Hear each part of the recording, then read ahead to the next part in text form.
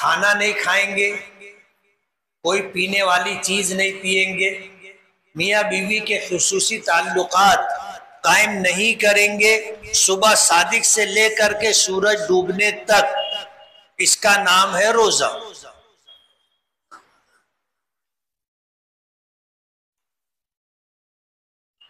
آدمی بغیر کھائے پیے بغیر تعلق قائم کیے بھی رکا رہتا ہے کبھی کبھی، لیکن اگر روزے کی نیت ہوگی تو روزہ ہوگا، اور اگر روزے کی نیت کے بغیر آدمی بھوکا پیاسا رہا، بغیر نیت کے میاں بیوی کے درمیان دوری رہی، تعلق قائم نہیں ہوا، اسے روزہ نہیں کہا جائے گا۔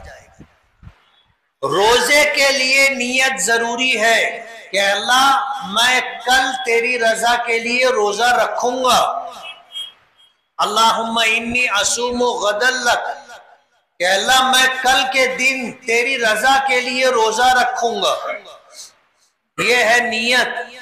اور سحری کرنے کے وقت آدمی یہ نیت کر لے، زبان سے الفاظ ادا کر لے اچھا ہے، لیکن زبان سے الفاظ کا ادا کرنا ضروری نہیں ہے، دل میں یہ ارادہ اور یہ نیت ہونی چاہیے کہ میں کل روزہ رکھوں گا۔ بغیر نیت کے روزہ نہیں ہوگا، نیت کرنا ضروری ہے۔ اور آدمی جب رات میں اٹھا سحری کھانے کے لیے تو یہ روزے کی ہی نیت ہوتی ہے۔ غیر رمضان میں تو کوئی رات میں 3 بجے 4 بجے اٹھتا نہیں ہے کھانے کے لیے۔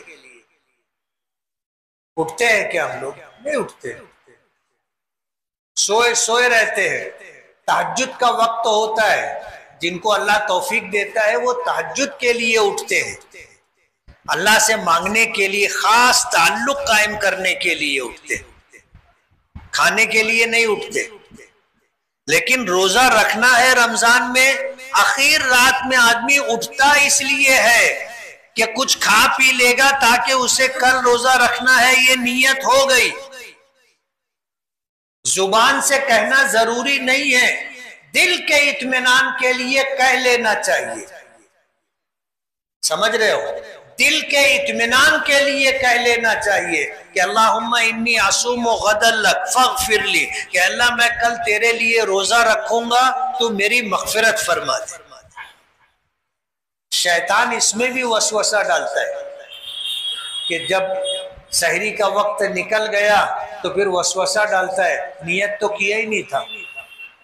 آدمی یاد کرتا ہے کہ میں نے تو دعا پڑھی نہیں، میں نے دعا پڑھی نہیں اور زبان سے الفاظ ادا نہیں کیے، اب میرا روزہ ہوگا کہ نہیں ہوگا؟ شیطان یہ وسوسہ ڈالتا ہے روزہ نہیں ہوگا، بلا وجہ بھوکا پیاسا رہ کے کیا کھاؤ پیو۔ اس لیے میں یہ بات کہہ رہا ہوں کہ وسوسے کا دروازہ بند کرو۔ آپ زبان سے اگر یہ الفاظ ادا نہیں بھی کیے تو رات میں 3 بجے کیوں اٹھے تھے؟ کل روزہ رکھنا ہے، سحری کھانے کے لیے اٹھے تھے، یہ نیت ہو گئی۔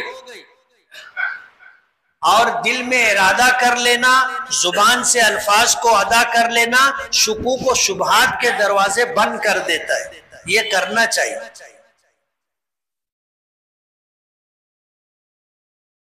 ایک استاد تھے، شاگردوں کو پڑھا رہے تھے، انہوں نے روزے کی تعریف بتائی کہ صبح صادق سے لے کر کے غروب آفتاب تک کھانے سے پینے سے اور خصوصی تعلق قائم کرنے سے میاں بیوی رکے رہے، اس کا نام روزہ ہے۔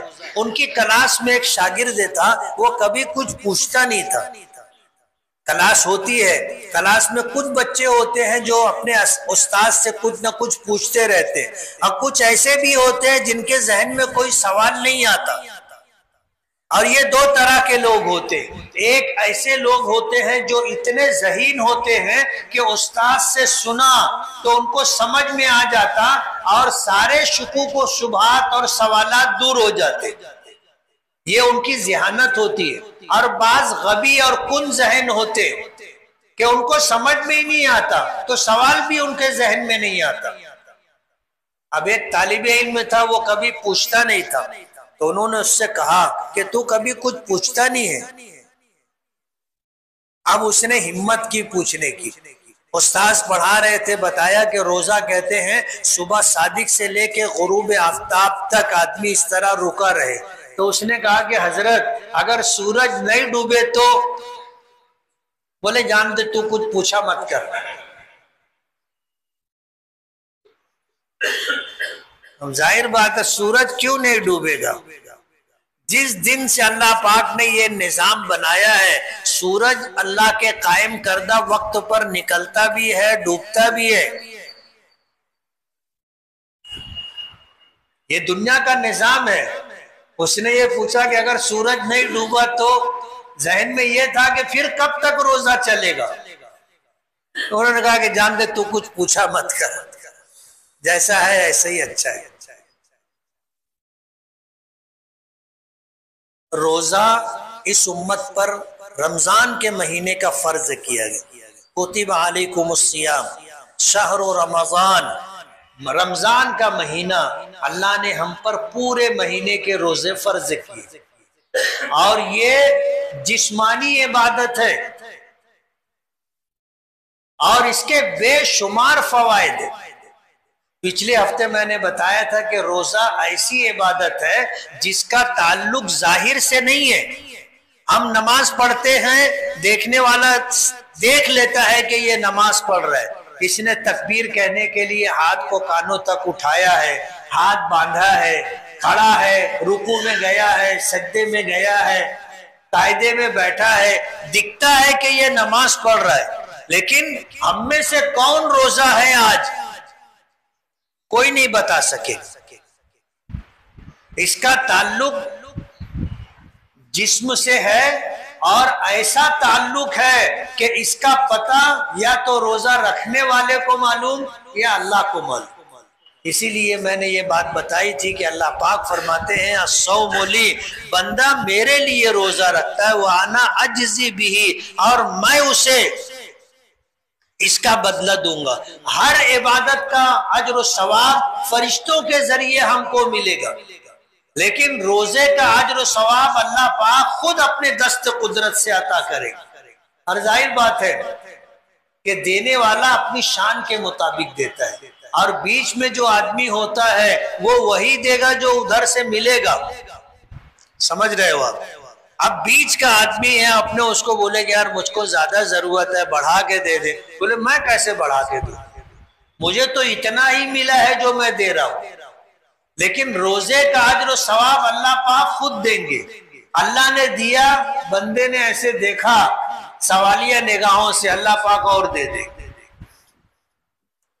ظاہر بات ہے اللہ کو دینے میں کیا ہے، دینے سے نہیں تھکتے. اللہ تو اتنے دینے کی قدرت رکھتے ہیں کہ آدمی لیتے لیتے تھک جائے. اللہ کی بارگاہ میں ایک روزہ اگر قبول ہو گیا تو ہماری نجات کے لیے کافی ہے.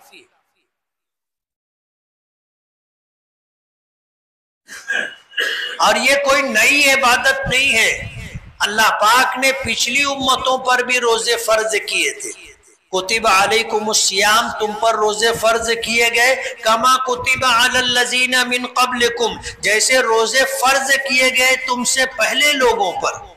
پچھلی امتوں میں بھی روزے فرض تھے، لیکن ہمارے ساتھ اللہ پاک کا خاص معاملہ ہے. اور وہ خاص معاملہ یہ ہے کہ اللہ پاک نے پچھلی امتوں کو صرف ایک روزہ دیا تھا، عاشورہ محرم کا، اور ہمیں اللہ پاک نے ایک نہیں 29 اور 30 روزے عطا کیے. اور میں نے بتایا کہ اگر ایک روزہ بھی ایک ایمان والا رکھے اور اللہ کی بارگاہ میں اس نے شرف قبولیت پالی تو یہ ایک روزہ آدمی کو جنت میں لے جانے کے لیے کافی ہے.